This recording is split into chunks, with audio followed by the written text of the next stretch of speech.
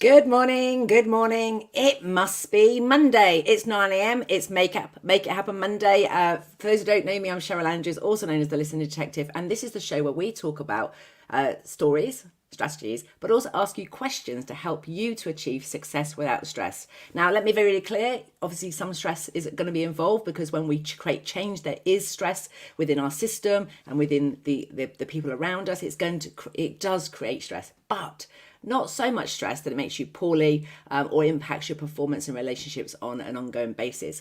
So without any further ado, today's show is all about sleep. Those of you know, I'm running a sleep program with Doris Leopold, and we're starting that in spring. And we're just doing some research right now, and it's been really, really fascinating in interviewing people and finding out sleep for them is like what. And particularly right now, if you're watching the show and you're somebody who considers you have a good sleep pattern and you sleep well, then I'd love to talk to you. I'd love to interview you because I'd like to find out what are the core themes and components. What is it that's playing an important part in somebody's process or their mindset around if they sleep well. But what I want to do today is share some stories of stuff that's already shown up as we've been listening to different people, and share with you the benefit of listening to other people, but also the importance of not just listening to other people, why it's important for you to listen to yourself and actually check in with yourself, your own story. So without any further ado, I was meant to put the old ticker taker at the bottom with what we are, Make It Happen Monday, but I'll just do that now just so that if anyone's watching it on without the sound, they've got a note of what we're doing. So today's subject is sleep, and the question I'm asking you is, what is your sleep story? So those of you that have read Manage Your Critic, From Overwhelm to Clarity in 7 Steps, the why is you and your story. So often when we're wanting something to change, or we want something to be different, or we want to improve it, the clues and the evidence are in our story. So one of the things I want to invite you to do this week is look back, or think back, or reflect, whichever process works best for you, and consider your relationship and your sleep story. So something that I'm really curious to find out is, I know, for example, when I started thinking about this, I was thinking, what's my earliest memory of sleep? And, how did the people around you talk about sleep? So I have two models. I can hear sleep's for wimps. And I'm not sure. I think that my dad used to say that. But he also used to say, don't forget, Cheryl, that sleep deprivation is a major form of torture in the military. So there was a bit of a conflict in contradiction in that, sleep, you don't need it. If you're really strong and you're resilient, keep going, you don't need sleep. Versus if you don't get enough sleep, then everything's going to be out of perspective. You lose sight of reality, and processing cognitively, etc., is not possible, and it's not easy. I also remember my mum having a mantra that you needed 8 hours sleep, and that the hours before midnight were the most important. And that is something that I know has stayed with me throughout my life. And I tend to be somebody that, on a whole, will go to bed about 10 o'clock, be asleep by 11, and generally get up 6 or 7. Okay. But one of the things I've noticed in interviewing people is, one of the ladies that I interviewed recently, she said, oh, I've always been able to sleep well. She goes, I remember my parents talking about me, saying, oh, you could hang me on the washing line and I'd still be asleep and it would be fine. She says, and my dad was exactly the same. So I'm just wondering, and I'm curious, how people around us in our younger days, how they talk about sleep, how that impacts and influences our beliefs and our mindset and our attitude towards sleep. Because on my journey, I know, and listening to lots of other people, what I've discovered is that if you compare and contrast yourself to the standard, it should be 8 hours, or you need to have X amount of hours, there's a really good chance that you might become critical of yourself, thinking that what you're doing isn't enough, it's not good enough. And one of the things that has definitely come up through the research is that we're all very unique, and what we need is unique to each one of us, and what we need changes. So last week I was running a 7-day Make It Happen motivator, and I was going to bed. I was in bed by 9, so I was asleep by 10. So I'd moved my sleep pattern forward an hour because I was getting up at 5:30. Now, in the summer, I don't change my sleep pattern. I go to bed at 10, go to sleep at 11, get up at 5:30, because I know, having thought about it over the years, I know that in the summer I need less hours sleep than I do in the winter. And that rather than fighting the clock changes and the early nights and the late mornings, I tend to allow my rhythm to align with it, except for the week I have to do 7-day makeup motivator in January, where I have to kind of push through a little bit just for that 1 week. But what I did notice is that because I was pushing against my natural rhythm, I did feel quite tired in the afternoons, despite eating really healthily and doing all my exercise, etc. So first thing I want you to think about is your story. So what's the turning points? When's the highlight? When you go back to your younger days, how did people talk about sleep? Was it something that was you had to have, or you didn't do it if you were really successful? Then move along in sort of key turning points. Think about sort of turning points that I can think about a time for me. There's not often that I couldn't sleep. Like I was up all night on one particular occasion because of something that was happening at work. And I remember being physically sick 2 or 3 times during the night. And that was a real sort of turning point in terms of understanding the effect of stress on my ability to sleep.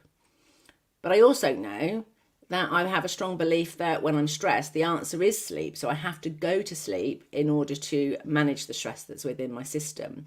And so we can end up in a bind like a chicken and egg. What do we need first? Do we need the sleep in order to manage the stress, or do we need to manage the stress in order to be able to sleep? Good morning, whoever's joining me today. Please say hello if you're here. We're talking about sleep. I'd love to know what your sleep story is. Are you somebody that sleeps really well all of the time?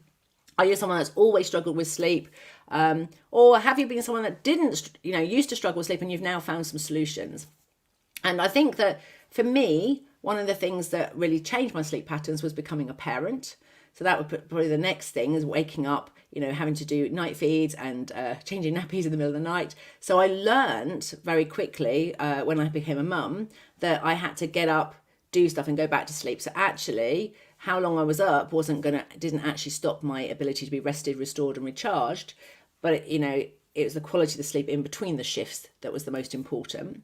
But I also recognised that I used to reach a point, probably every 8 to 10 weeks, where it seemed to catch up on me. And I still do that today, even now, without children. I don't have children anymore.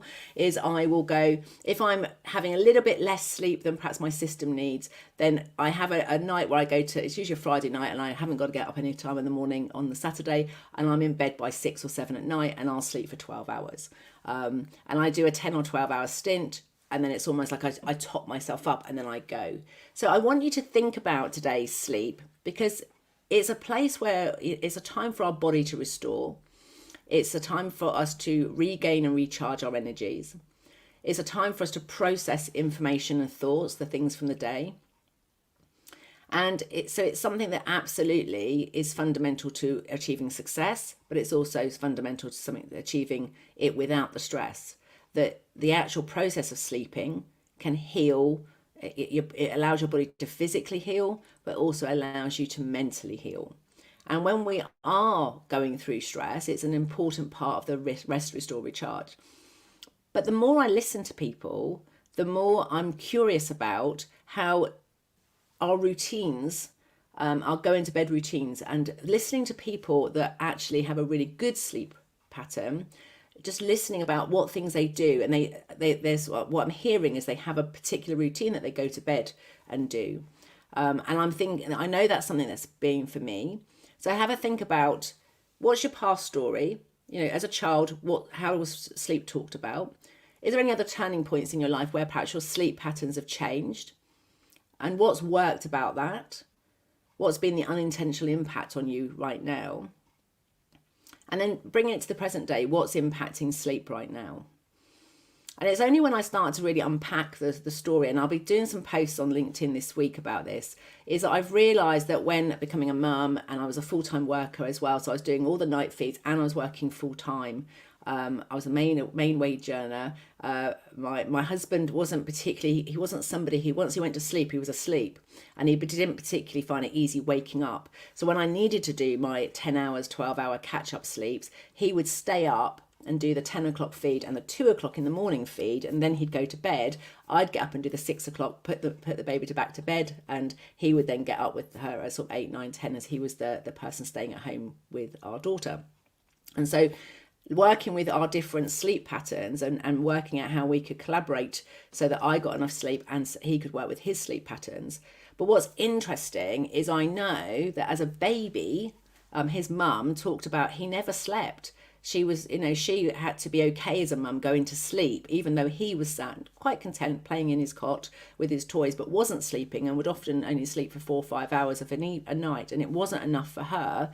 And so the doctors were telling her that she had to be okay with going to sleep, even though her baby was awake.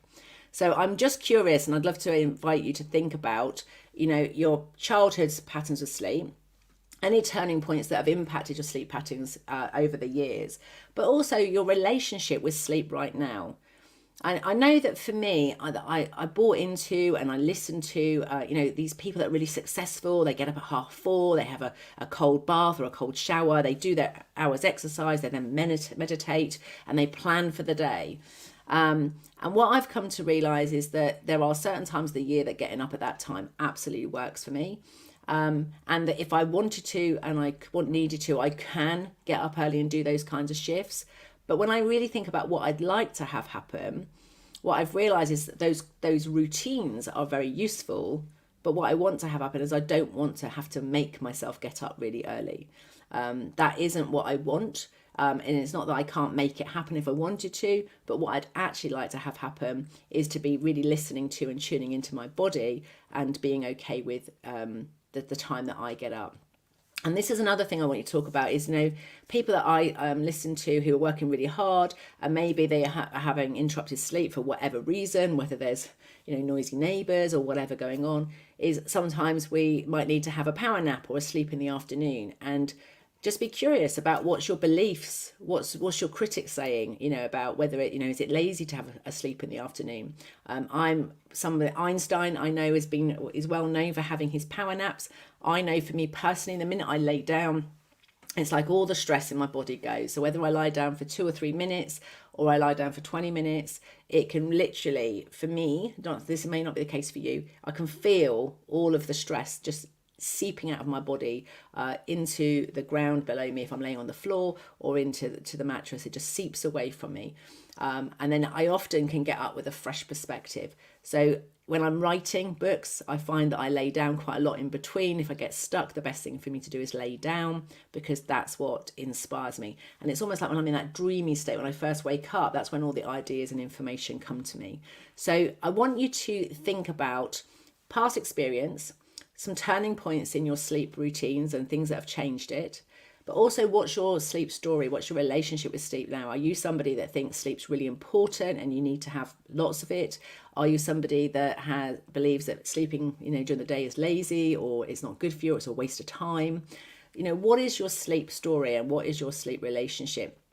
Because it's something my husband and I are definitely playing around with. He is somebody who really believes he has to have 10 hours sleep, and his dialogue and his narrative about sleep is, I haven't had enough, I'm so tired, it's really hard to get up.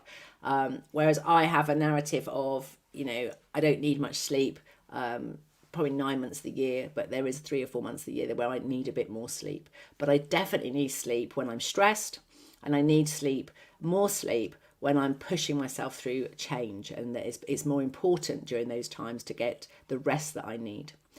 But I've also discovered over the years that what I eat, when I eat, whether I exercise or I don't exercise, whether I get fresh air or I don't get fresh air, people I talk to, what I listen to, and how I process that information can also impact everything, what's going on in my head before I go to sleep.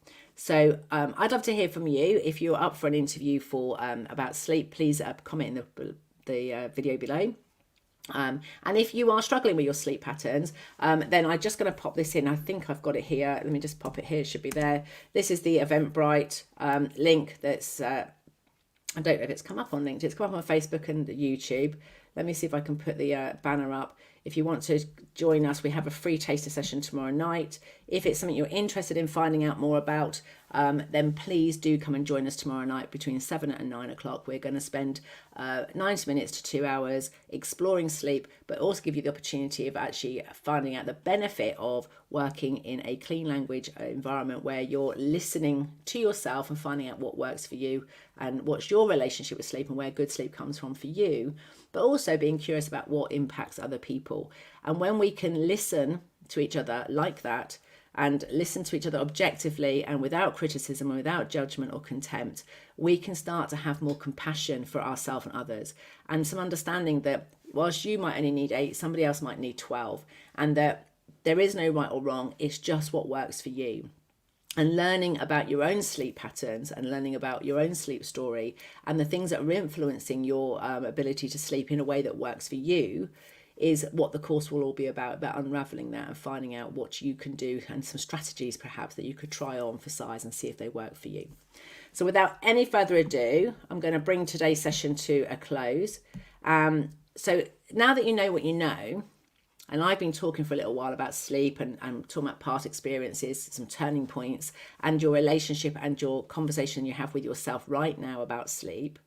Given what you know now, what would you like to have happen? Take a moment now to write down your answer and just notice whether you're talking about what you want or what you don't want. Are you talking about something you want more of? Or do you want something, less of? You want to get away from something. Now, if it's something you want and something more of, you might select a couple of words and ask yourself some questions like, what kind of is that? Is there anything else about that? Where is it? Does it have a shape or size? That's like what? And start to get some clarity of what do you mean by what you say. Maybe even look words up in the dictionary, things like lazy or whatever else words you think associate with rested, well, recharged, restored, whatever words you might use around sleep. Even look up the word sleep. Look them up in the dictionary and really define what you mean by what you say. If you're talking about something that you want less of or you want to get away from, then think about when you don't have that or when you have less of that, then what happens? And write down the answer to that question and notice again whether you're now talking about what you want or what you don't want. And keep going with that then what happens until you have a statement that is outcome focused. So it's what you'd like to have happen rather than what you don't want to have happen. Okay? And then get clear what you mean by what you say and see what insights and understanding you get about your own sleep and your own relationship with sleep. And then when you've got clarity of what you'd like to have happen, take a moment to think about how do you need to be for that to happen? What kind of you is that you? And particularly in relation to sleep, I have found it really, really resourceful to think about how I need to be. So understanding, for me, the words that came up were calm and relaxed. I need to be focused on what's important. And understanding where my calm comes from and where my relax comes from and how I focus on what's important. Knowing those qualities about myself gave me resources and strategies that I could use personally to, I wouldn't say this would improve my sleep actually. A lot of it for me was about accepting what it was and recognizing what was working and being okay with my sleep pattern being different to other people. Or even more importantly, being okay when my sleep pattern changed. If I needed more sleep, sometimes that was okay. So acceptance was a big part of it for me as well. So it might be thinking about how do you need it to be? And maybe if you've got less sleep as well, just accepting you've got less sleep rather than judging yourself or criticizing yourself because you think you should be doing more sleep. So what would you like to have happen? How do you need to be? What kind of you is that you when you make that happen? And what kind of resource or support might you need? And this is where working with a clean language facilitator can help you really listen to what you're saying, because what people don't teach us at school is that you could write these answers down, you could read the answers, but actually when somebody else with a different tone of voice and a different accent, etc., says it back to you, you will hear it differently than if you read it. And so you can often access wisdom within you that you already had, but you just needed that voice outside of you in order to hear what it is you already know. Sometimes, though, you just don't know. And that's when what being coached in a clean environment in a group session means that you not only get to hear what works for you, you get to hear what works for other people. I've used this example recently, but I've been working with Lisa Newport as a style coach, and there's a number of questions that she's asked, like, you know, what was your favourite outfit as a child? And I'm completely blank. I have nothing to give. I don't know anything about it. And it's only when somebody else says, oh, I used to love my pedal pushers, I go, oh yeah, I had a pair of those. And then someone says, oh, I love, oh yeah, I had one of those. And then it's like, it helps activate those answers, which is really different to an expert sitting on a stage telling you what you need to do is this in order to sleep better. It's about you sharing the environment with other people. You're hearing what they know, and you're hearing what works for them. And you're also looking at, you know, even the stuff when you don't get much sleep and you're a bit tired and whatever, you know, if you find out what works about it, what's resourceful about that, then you get insights into information about yourself that you just wouldn't get if you sat there on your own thinking about these things. So have a think about what kind of resource and support might you need for you to be like that and for you to get what you'd like to have happen. Have a fantastic week. I've even got an agenda, so I can even tell you what's on next week's show. I'm so impressed with myself because I'm really focused now. We're going to be talking about habits next week. So we're changing habits. So if, for example, right now your sleeping habit is not the way you'd like it to be, we're going to be talking about what works in order to change a habit. So I look forward to sharing that with you next week. Have a great week, and I'll speak to you soon.